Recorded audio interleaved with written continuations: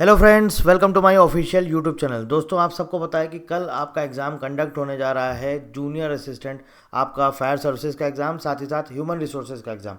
आज के इस वीडियो में हम आपको बताने वाले हैं कि लास्ट मिनट आपके लिए क्या इंपॉर्टेंट प्लानिंग रहने वाली है या फिर क्या स्ट्रेटजी आपको फॉलो करनी है जिससे कि आप एग्ज़ाम में एक बहुत अच्छा स्कोर कर पाएँ। देखिए, बहुत सारे कैंडिडेट्स ऐसे होते हैं जो फर्स्ट टाइम एग्ज़ाम देने जा रहे हैं। अब उन्हें पता ही नहीं होता है कि किस तरह से एग्ज़ाम में क्वेश्चन पेपर को अटेम्प्ट करना है। तो सबसे पहली और सबसे इंपॉर्टेंट चीज़ है, आपको ये पता होना चाहिए कि इसका जो आप एग्ज़ाम देने जा रहे हैं इसका एग्ज़ामिनेशन पैटर्न क्या है। जब तक आपको एग्ज़ामिनेशन पैटर्न ही नहीं पता होगा ठीक से, तो फिर आप एग्ज़ाम को कैसे अटेम्प्ट कर पाएंगे। तो आपको एग्ज़ामिनेशन पैटर्न की हम बात बता देते हैं। यहाँ पर जूनियर असिस्टेंट एचआर का जो एग्ज़ामिनेशन पैटर्न आया है आपके एडमिट कार्ड में, इसमें आपने देखा होगा, यहाँ पर क्लियरली मेंशन है 120 क्वेश्चंस, आपको 120 मिनट्स में ये पूरा पूरा क्वेश्चन पेपर सॉल्व करना है। 120 मिनट्स मतलब कि आपका 2 आवर्स। ठीक है दोस्तों, साथ ही साथ यहाँ पर किसी तरह की निगेटिव मार्किंग नहीं है, नो निगेटिव मार्किंग। तो जब निगेटिव मार्किंग नहीं है तो आपको चांसेस हैं कि आप मैक्सिमम ज़्यादा से ज़्यादा स्कोर कर सकें। अब सबसे पहले हम बात करते हैं जूनियर असिस्टेंट एचआर की। देखिए दोस्तों, ये जो आपका 120 क्वेश्चंस आपके आएंगे, इसमें आपका 50% वेटेज रहेगा पार्ट ए का, 50% वेटेज रहेगा पार्ट बी का।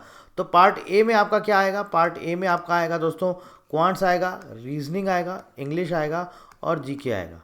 ठीक है, अब ये रहता है 15-15 और 15 और 15, 60 क्वेश्चंस आपके पार्ट ए में आएंगे और 60 क्वेश्चंस दोस्तों आपको पार्ट बी में मिलेंगे। यहाँ पर भी आपको 60 क्वेश्चंस मिलेंगे, यहाँ पर भी आपको 60 क्वेश्चंस मिलेंगे। पार्ट बी जो है ये पूरा का पूरा आपका जो है दोस्तों ऑफिस मैनेजमेंट है। ऑफिस मैनेजमेंट के आपको पूरे पूरे 60 क्वेश्चंस मिलेंगे।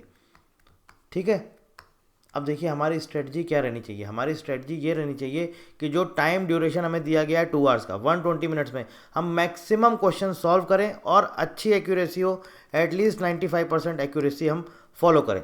मतलब ऐसा नहीं कि हम करके तो आ गए, आप बोलेंगे सर हमने 120 में से 120 अटेम्प्ट किए हैं और मेरे 120 आएंगे। ऐसा नहीं होता है कि आप सारे के सारे करके आ गए, कुछ भी तुक्का लगा के चले आए तो आपको लग रहा है कि नहीं मेरे सारे सही हैं। ऐसा नहीं है, बट फिर भी आपको अच्छी तरह से पेपर को अटेम्प्ट करना है, 95% एक्यूरेसी होनी चाहिए।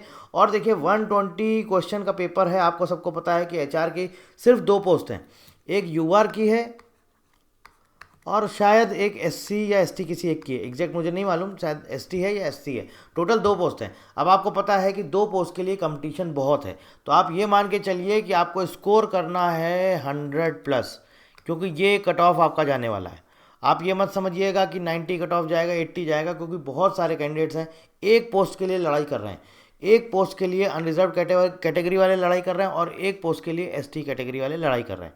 ठीक है, तो आप ये मान के चलिए कि मेरे हिसाब से जो इसका एक्सपेक्टेड कट ऑफ, अगर हम अभी से बताना तो नहीं चाहिए, बट फिर भी जिस तरह की लड़ाई है उसके हिसाब से अगर हम देखें तो 105+ के आसपास आपको ये फाइनल कट ऑफ देखने को मिल सकता है। अभी सिर्फ मैं एक आइडिया दे रहा हूँ, कि अप्रॉक्सीमेट मतलब एस्टिमेट आपको बता रहा हूँ कि हाँ ऑलमोस्ट इसके आसपास एक प्रेडिक्शन दिया है बस, और कुछ भी नहीं है। आप ये मत समझिएगा कि इतना ही जाने वाला। ये तो हम तब बता पाएंगे जब एक्चुअल आपकी आंसर कीज आ जाएंगी और कैंडिडेट्स हमको अपना स्कोर कार्ड शेयर कर देंगे, उसके बाद ही हम आपको एक्चुअल कट ऑफ बता पाएंगे। अभी मैं ये आपको बोल के चल रहा हूँ कि आपको टारगेट ये लेके चलना है, आपको टारगेट ये लेके चलना। अब जब ऐसा टारगेट है तो फिर हम किस तरह से क्वेश्चन पेपर को अटेम्प्ट करें जिससे कि हम एटलीस्ट 102, 103, 104, 105 नंबर तक पहुंच पाएँ। टारगेट आपको इतना लेके चलना है। आप ये मत सोचिएगा कि मैं 90 सॉल्व करके आ जाऊंगा और मेरा हो जाएगा, ऐसा नहीं है। आपको टारगेट लेके चलना है, 100+ तो आपको लेके ही चलना है। अब देखिए दोस्तों, आपको करना क्या है। पहली चीज़ जनरल नॉलेज। अब यहाँ पर ये हो सकता है कि ये कुछ आपके क्वेश्चन कम ज़्यादा कर दें, जैसे कि जीके आपका क्या कर सकते हैं, ये जीके में आपको 10 क्वेश्चन देखने को मिलेंगे और इंग्लिश में आपके 20 क्वेश्चंस। मतलब ये पैटर्न चेंज कर सकते हैं, या तो 15-15-15 के सारे रहेंगे, या फिर इंग्लिश को 20 कर देंगे और जीके को 10 कर देंगे। ठीक है, तो आपको क्या करना है, ये दोनों ही सेक्शन जो है बहुत ईजी आते हैं। ईजी इन द सेंस, अगर आपको थोड़ा बहुत भी नॉलेज है, जो मैंने आपको टॉपिक्स बताएं, जो लास्ट वीडियो मैंने आपको सिलेबस दिया था, इसके मैंने आपको इंपॉर्टेंट टॉपिक्स बताएं। इंपॉर्टेंट टॉपिक्स अगर आपको पता है तो आपको क्वेश्चन देखिएगा वहीं टॉपिक से मिलेंगे, तो जितना आपको आ रहा है आप उतना सॉल्व करिए। मतलब मैं ये चाह रहा हूँ यहाँ से आप टाइम बचा सकते हैं।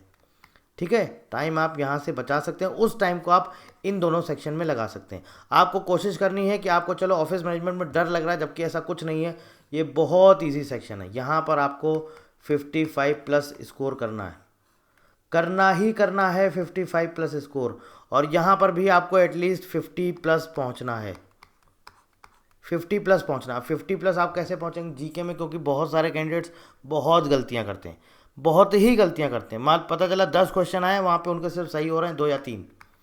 तो अगर आप ऐसा करके आएंगे तो फिर आपके लिए मुश्किल हो जाएगा टारगेट तक पहुँचना। आपको कोशिश ये करनी है कि 60 में से आप एटलीस्ट मिनिमम 50 क्वेश्चंस आपको यहाँ पे सही करने ही करने हैं। अब जैसे मान लीजिए आप रीजनिंग में 15 पूरे आप सही कर सकते हैं, क्वांट्स में आपको लग रहा है कि हमारे लिए इतना डिफिकल्ट हम नहीं कर सकते, हमें नहीं आता है, तो आप एटलीस्ट 12-13 तक तो पहुँच सकते हो। चलो 12 तक पहुँच सकते हो, 12 आपने क्वांट्स में निकाले, रीजनिंग में एक भी मिस्टेक होनी ही नहीं चाहिए। 15 आपको यहाँ से निकालने ही निकालने, निकालने ही निकालने 15, चाहे कुछ भी आप करिए। इंग्लिश में आपको एटलीस्ट 17 से 18 सही करने। अब आप देखिए कितने हो गए, 12, 18, 30 और 15, 45। अब आपको जीके में कितने चाहिए, सिर्फ 5। आप गलत भी कर देंगे तो भी कोई इशू नहीं, आपको जीके में कितने चाहिए, 5। तो ये इस तरह से ये आपके बन गए टोटल कितने, पार्ट ए में 50। और पार्ट बी में बहुत आसान पेपर आएगा। आप देखिएगा पार्ट बी में जो कुछ भी आपको पढ़ाया गया है, जो भी टेस्ट सीरीज में आपको क्वेश्चंस दिए गए हैं, जो भी आपको एमसीक्यूज दिए गए हैं, वो सब के सब आप देखिएगा एज इट इज़ आपको क्वेश्चन पेपर में आपको देखने को मिलेंगे, क्योंकि बहुत आसान ये सब्जेक्ट है। और आपका टारगेट रहना चाहिए कि 55 तक मुझे यहाँ से लाने ही लाने हैं। और जितना ज़्यादा आप टाइम बचा पाएंगे उतना ही ज़्यादा आप लास्ट में रिव्यू के लिए अपने पास टाइम रख पाएंगे। अब देखिए ये जो सिलेबस है, मैंने आपको ऑलरेडी सिलेबस दिया हुआ है और इसके बारे में मैंने आपको ऑलरेडी पूरा बता दिया सब कुछ कि आपको क्या क्या चीज़ें पढ़नी है। ये पूरा ऑफिस मैनेजमेंट है। लास्ट मिनट में भी आप एक दिन पहले भी इस सब्जेक्ट को पढ़ के जा सकते हैं। और एक और यहाँ पे टॉपिक है ऑफिशियल लैंग्वेजेस एक्ट 1963, ये भी आपको पढ़ के जाना है, ठीक है। तो अब बात होती है, ये तो सिलेबस का मैं ऑलरेडी आपको डिटेल्ड वीडियो दे चुका हूँ, सब कुछ बता चुका हूँ। बात यह है कि कल हमारा एग्जाम है, अब हमें क्या करना है। एग्जाम है, एग्जामिनेशन हॉल में जाना है, आपको एंटर होना है। आपका जब क्वेश्चन पेपर स्टार्ट होगा, आपको स्टार्ट करना है। आपकी सबसे बेहतर स्ट्रेटजी ये है कि आपको क्या करना है। आपको अगर पार्ट ए में लगता है कि मैं पहले नॉन टेक्निकल वाला पोर्शन करूंगा, तो वहाँ पे आप सबसे पहले उठाइए जिसमें आपको सबसे आसानी लगती है। जैसे आप जीके को लगता है कि हम 5 मिनट के अंदर कंप्लीट करके ख़त्म करें, तो आप जीके वाला सेक्शन उठा सकते हैं। या ये आपके ऊपर डिपेंड करता है आपके लिए कौन सा सेक्शन ईजी है। या आपको लगता है नहीं जीके नहीं उठाएंगे, हम एक काम करते हैं हम रीजनिंग उठा लेंगे, तो आप रीजनिंग उठा लीजिए। या फिर आपको लग रहा है कि नहीं रीजनिंग भी नहीं उठाना, हमें इंग्लिश उठाना है, हम इंग्लिश से स्टार्ट करेंगे, तो आप वहाँ से स्टार्ट करिए। तो सबसे पहले मतलब मैं एक आपको प्रेफरेंस दे रहा हूँ, बाकी चॉइस आपकी है। आप सबसे पहले जीके उठाइए, इसके बाद आप जो है रीजनिंग उठाइए, इसके बाद इंग्लिश उठाइए और इसके बाद क्वांट्स, ठीक है। ये चॉइस आपकी है, मैं सिर्फ आपको एक आइडिया दे रहा हूँ कि अगर आपके लिए जो जो चीज़ें इजी हैं आप उसके अकॉर्डिंग कर सकते हैं।